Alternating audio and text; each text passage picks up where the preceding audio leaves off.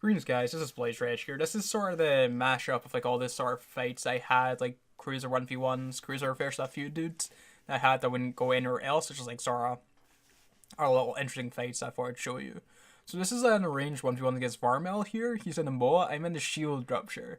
So I imagine he probably wasn't expecting what I'm flying, but I certainly wasn't expecting what he was flying. So basically I decided to keep my default keep at to 7.5k. I noticed I've now actually put it into orbit, which was a mistake. I was really looking to keep that keep at, but it shouldn't have really affected too much. But the reason we're going to keep at 7.5k is because I was expecting this guy to be blasters. I don't think he would have done rails. Zed would be keeping out void and animator range, forcing him to switch to null.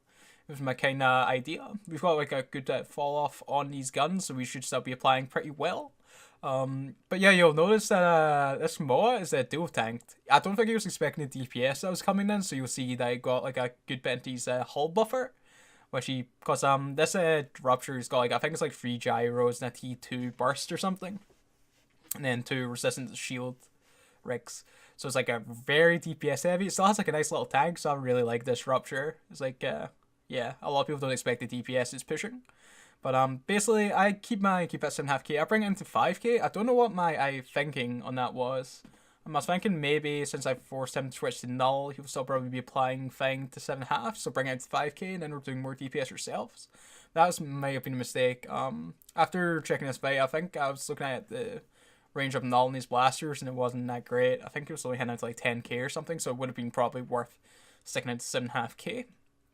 But this fight is very, very close, man. It's like little mistakes like that could have probably added up. So I think it would have been safer for us to stay at 7.5. But regardless, I'm still very happy with the outcome of this fight. Like a good 1v1, especially since each party honored it.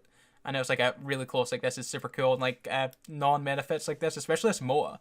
This MOA actually done very well for like what it was. It probably didn't have much DPS going for it because it was dual tank.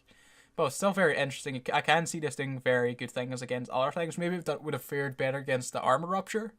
But yeah, this shield rupture, you'll see. Like I'm out of charges now, right?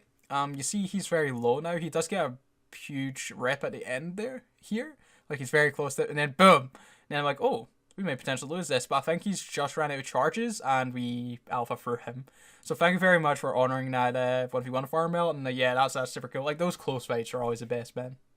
Okay, I wouldn't consider this too interesting, but I figured I'd include it anyway. There's a little destroyer gang here, and I'm like, alright, rapid light caracal, I can do some very interesting things to this. I make some bad calls in this. I believe I look for the Crucifier Navy first. I have a Kaldari Navy Nova loaded.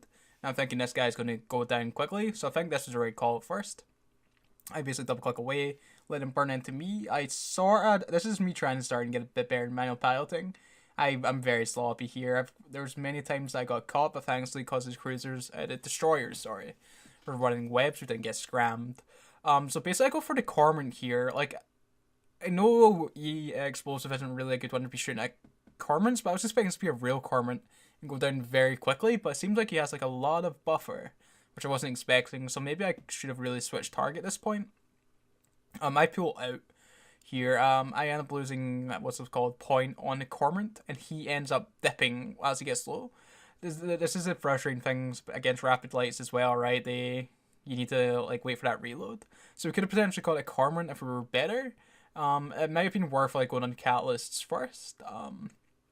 But you'll see a lot of the time we get webs on us, and I believe that's because the catalysts don't have a scram. They might just be MWD or AB web, which a lot of cruisers are these days. So I see that basically everyone's dipping, which is the right call. I basically just ram this catalyst, knowing that I can catch him, get a long point on them, and then yeah, it's pretty much GG once my reload gets off.